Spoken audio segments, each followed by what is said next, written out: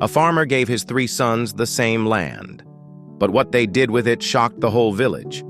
Old Henrik owned the richest farmland for miles around. When he fell ill, he called his sons together. Each would inherit an equal share, but how they used it would change everything. Marcus, the eldest, was known for his discipline. Every sunrise found him working, sweat running down his face. He tilled the soil, planted carefully, and trusted that steady work built steady crops. Victor, the middle son, thought differently. "Why waste years grinding when success can be fast?" he said. He bought new fertilizers that promised miracle harvests. Dmitri, the youngest, seemed lazy. While his brothers worked, he left his fields empty. Villagers laughed at him, calling him hopeless. But Dmitri was waiting. Instead of planting, he built barns and offered his land to traveling traders. "Why grow food?" he whispered, "when I can control it?" The first season brought surprises. Victor's fields exploded with green. Crops rose taller than anyone had seen. Buyers paid high prices. He bought fine clothes, threw big parties, and mocked Marcus. Brains beat sweat. Marcus's fields were smaller, but steady. Villagers shook their heads. "The hard-working one will lose." And Dmitri? His fields looked bare.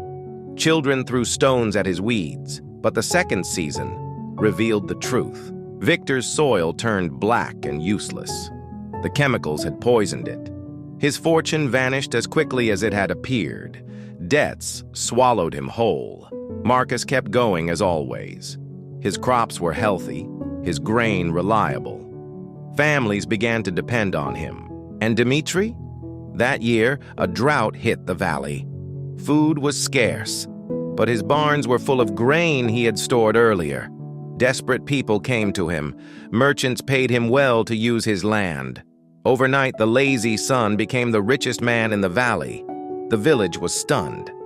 "Was Dmitri the smartest all along?" they whispered.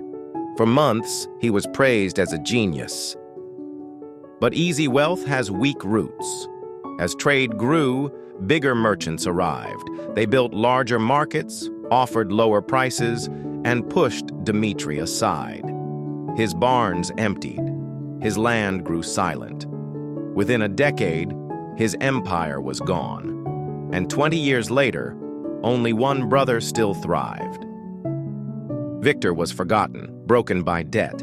Dmitri's trading hub was nothing but empty sheds.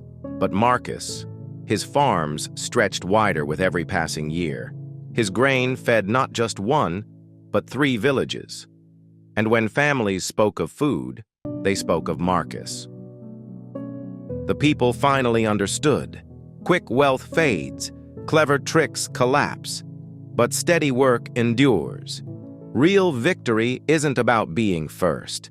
It's about lasting when everything else has disappeared.